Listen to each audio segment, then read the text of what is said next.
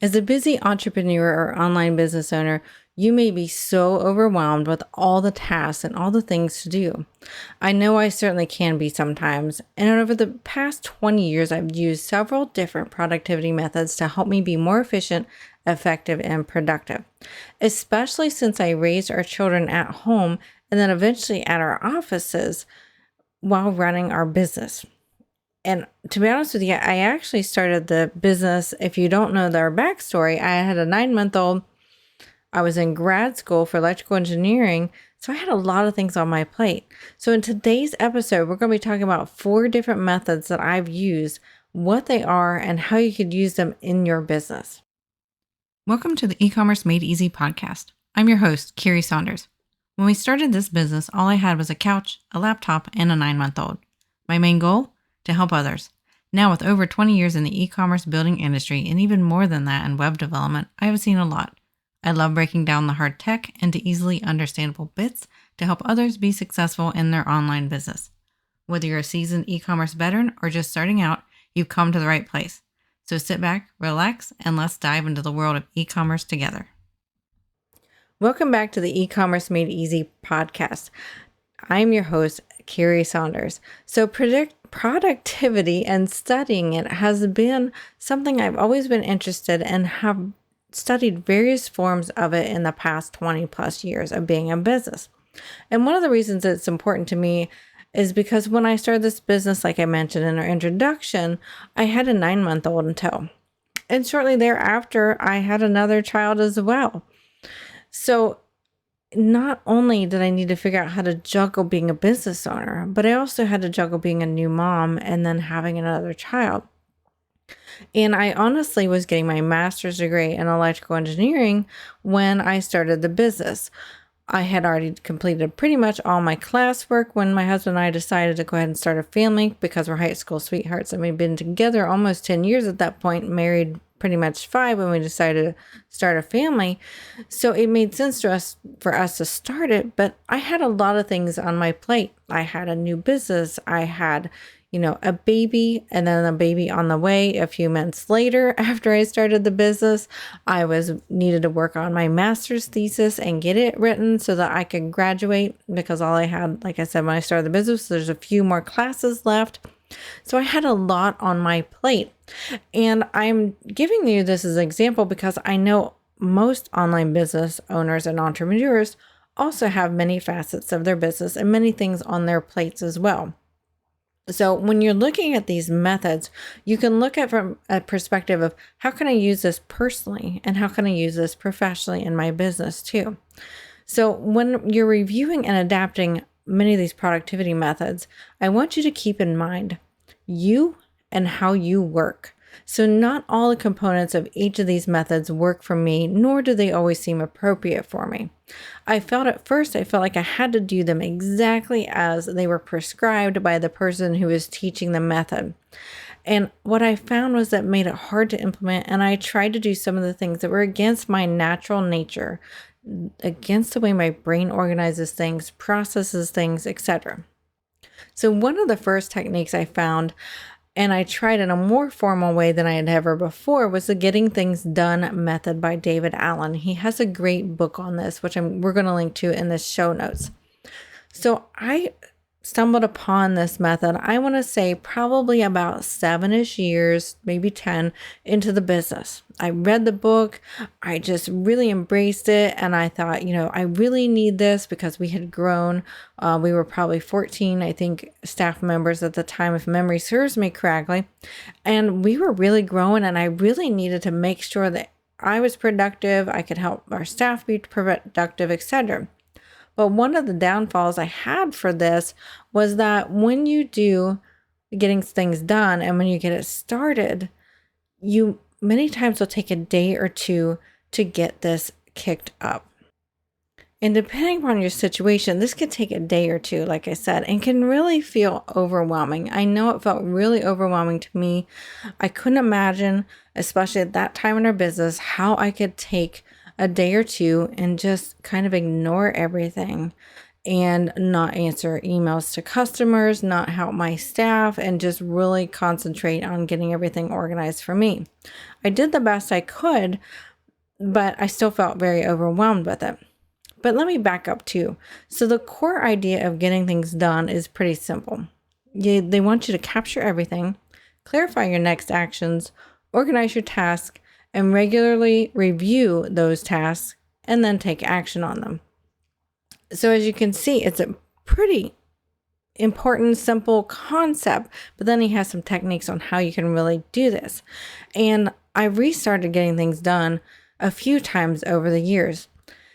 And what I found was that for me and for my situation, taking that day or two off wasn't really feasible, and it made me more stressed and more overwhelmed. So what I found worked for me was dedicating a half a day for 2 to 4 weeks, kind of depend upon how far behind I'd gotten, 2 to 4 weeks, about a half a day of really concentrated on the process of capturing everything and organizing it and doing all the things that we're going to be talking about here in a minute. So if you're not familiar with getting things done, or you are and you failed at this initial step off process, then I encourage you to look at realism for you, and maybe something like what I did would work for you.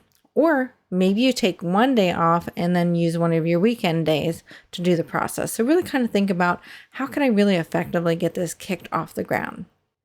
Okay, so there's a few stages in getting things done, and I'm going to let you know, I'm just giving you a high level of this. I recommend, if you're interested in this method and you're not super familiar with it, grab that book and read it. It is a great book. You're going to pull some great stuff out of there. So the first stage is you want to collect everything. So you want to capture all your tasks, all your ideas and commitments into a central system. Now, he encourages you to pick digital or physical, depending upon what works best for you and your brain, because we're all different, right?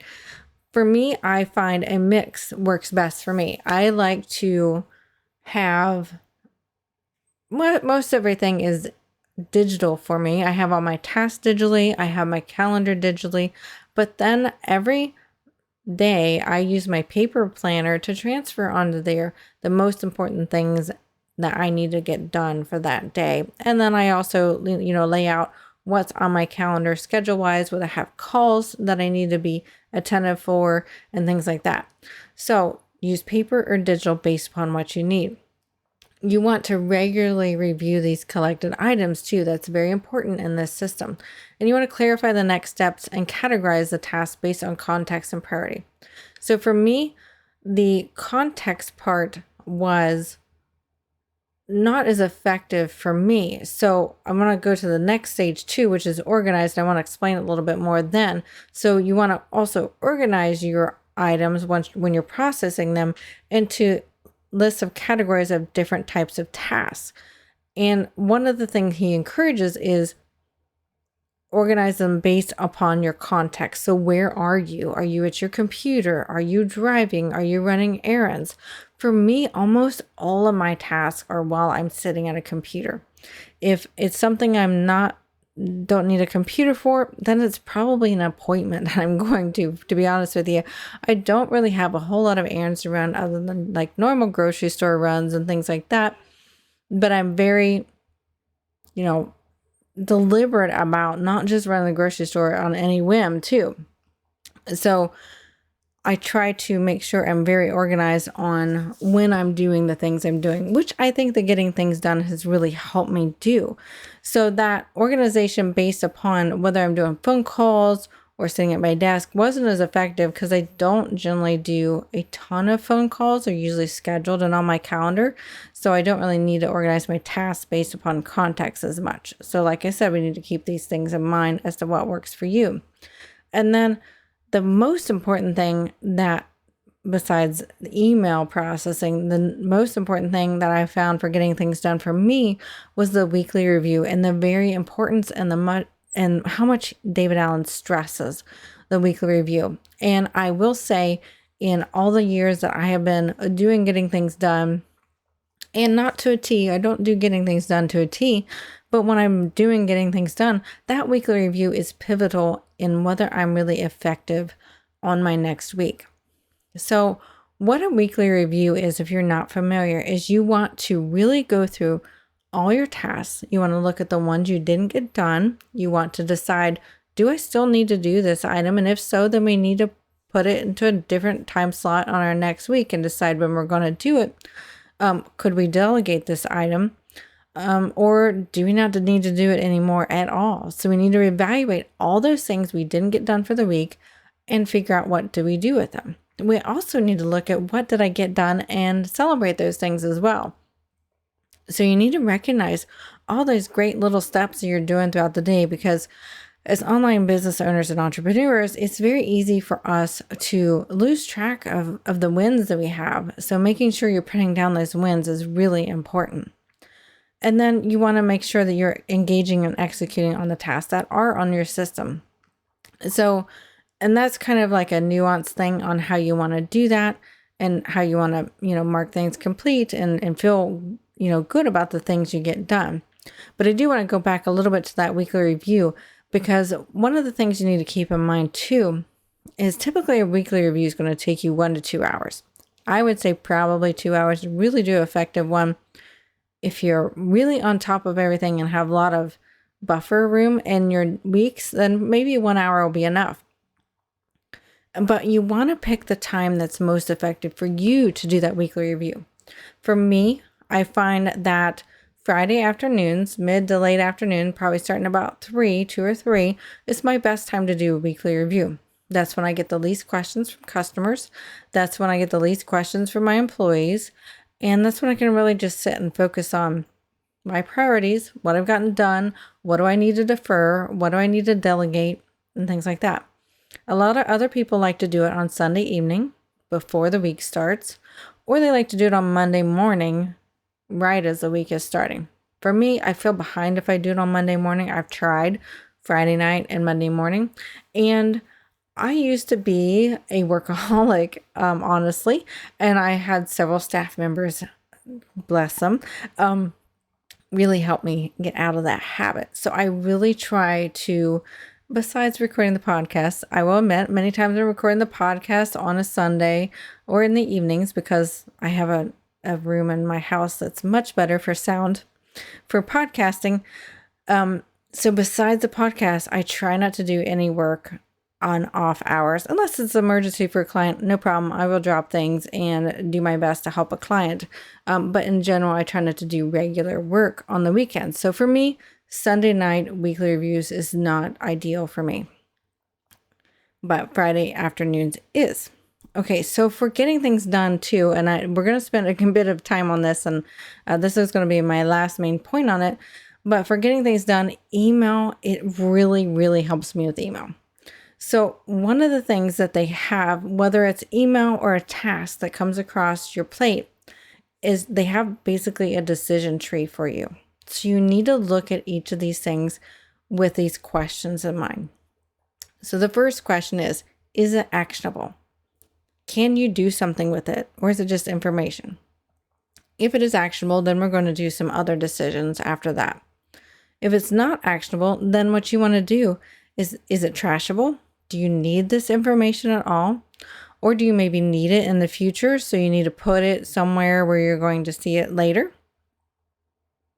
For example, we can apply this not only to our email, because there's sometimes, emails that come in, you can just hit delete. It's information. You don't need the information anymore. You hit delete. Or maybe it's spam, which we talked about in some previous episodes. Or let's take another example. Say you're getting the mail. Sometimes there's things that you need, like bills, and you need to decide to do something with them at a certain point in time, i.e. pay them, right? But in that mail, you're going to also probably get some junk mail too. There's no point in you making a pile on your kitchen counter with the junk mail. Just throw it away. You don't need it. There's no reason to touch it again. So this process he's got tries to minimize the number of times you touch something. And touch means look at it, review it, think about it. So we want to do this with our email, and then we also want to do this with the things around us, like our mail or papers that come across our desk. So when you're getting those emails in, first question, is it actionable, like we talked about? If it's not, then we trash it or defer it for later. If it is actionable, then what is the next action? What do we need to do with this? You want to identify the specific physical or mental task that you need to do to move this forward.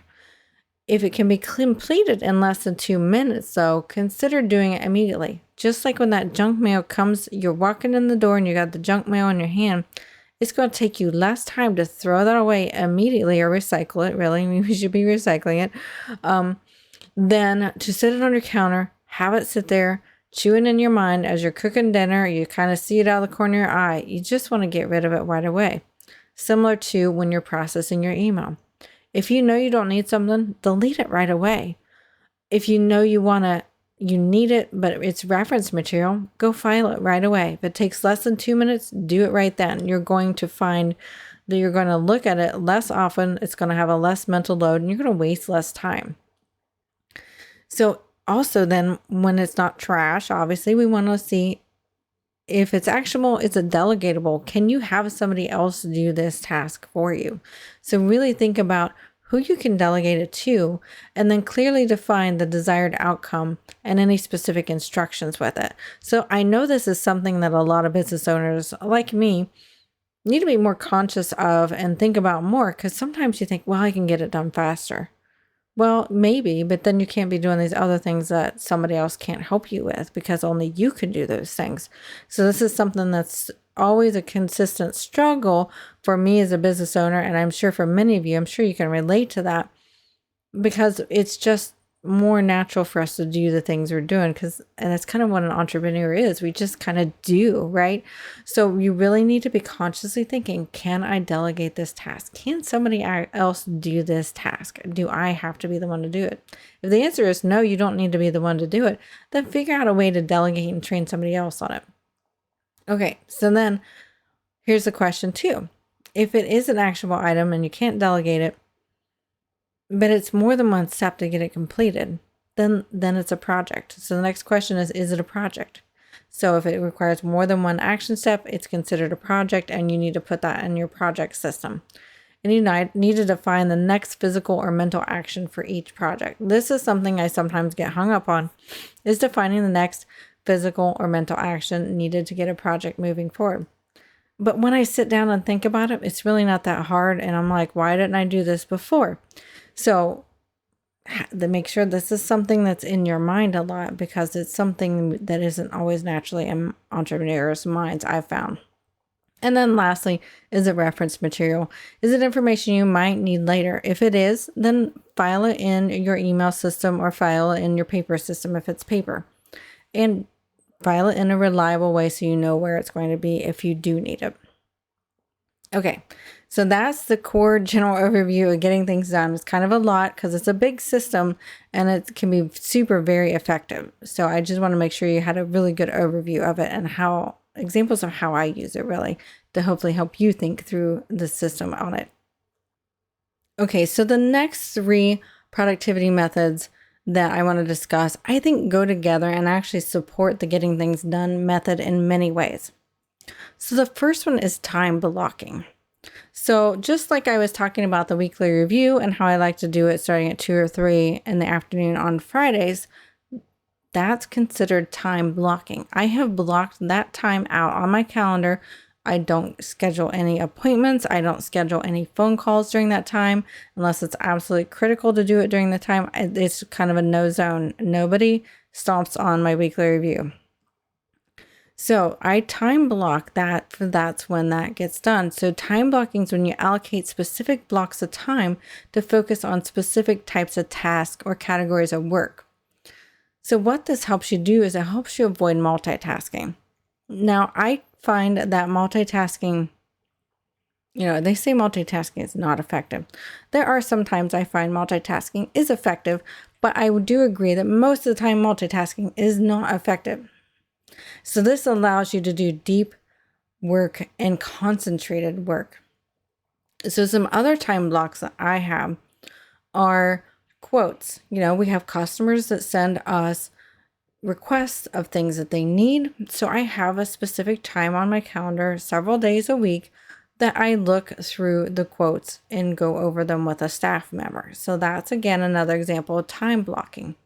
You might want to do a time blocking in the beginning of your day and have a weekday startup routine where you're doing certain tasks during your weekday startup. You probably also want to have a workday shutdown routine as well. So you may want to block that time out. You might want to have time blocking for emails, for when you want to look at your emails, because emails can be such a time sink. I find that my days are much more effective if I pick specific times of the day where I'm going through and checking and reviewing my emails. So that's another way that you can time block. So what you can do with the time blocking is it helps you set boundaries. It really helps you say, no, I'm not working on this question that somebody just asked me or this email that just came in, because you're not looking at your email. It's not email time. So that you're really setting boundaries of this focus time right here is time for me to review quotes for my customers, for example. I'm not doing anything during this hour. I'm going to look at quotes with customers and I'm going to respond to my customers, for example. So that's one of the time blockings I have. You might have time blockings for staff meetings, or you might have time blockings for reviewing your online orders. That way you're not checking them constantly, kind of like email, right? So make sure what are those time blocks you really need to do? And sometimes you can find what needs to be time blocked by what are you constantly multitasking and going and doing frequently. Then you can decide, okay, no, I'm only doing this during this specific time. And you're really kind of crunching all those little tasks into one block. They're very similar tasks, and you're going to be a lot more effective if you do that.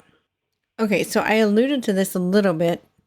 Similar to time blocking is batch processing. So I find that time blocking plus batch processing is super powerful.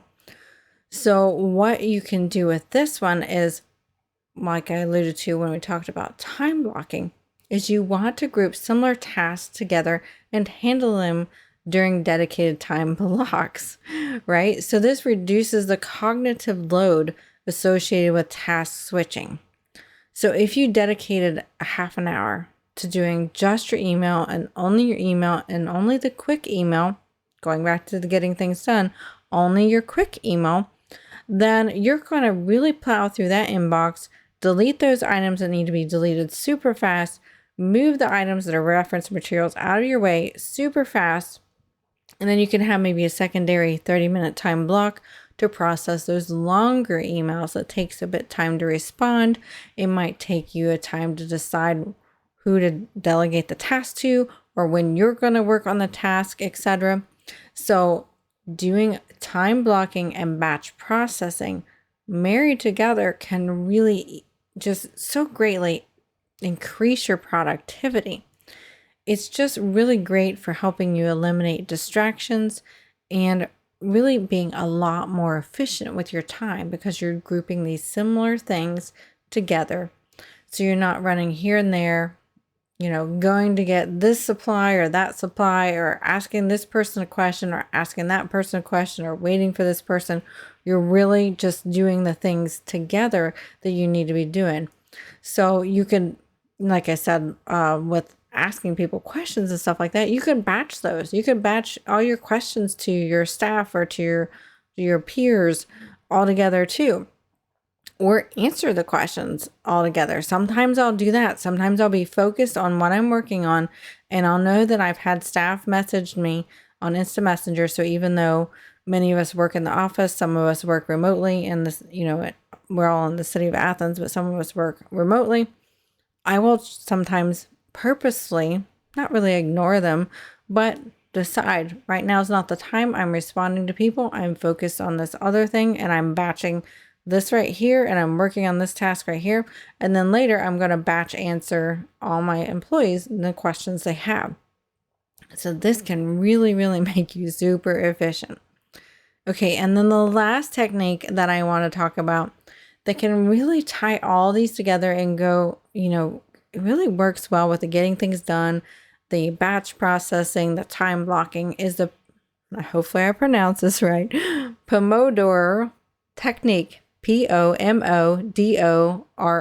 If you want to look it up, technique, you've probably heard of it. So this technique is working in short bursts, usually 25 minutes at a time, and then followed by a short break.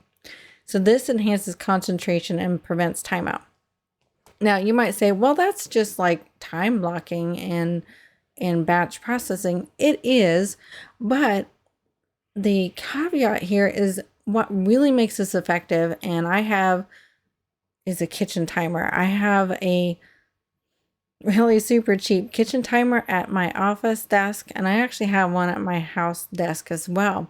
And I'll set that timer sometimes for only 10 minutes or only 15 minutes. And I'm like, okay, I am going through my email and I'm getting rid of as many emails as I can in these 15 minutes.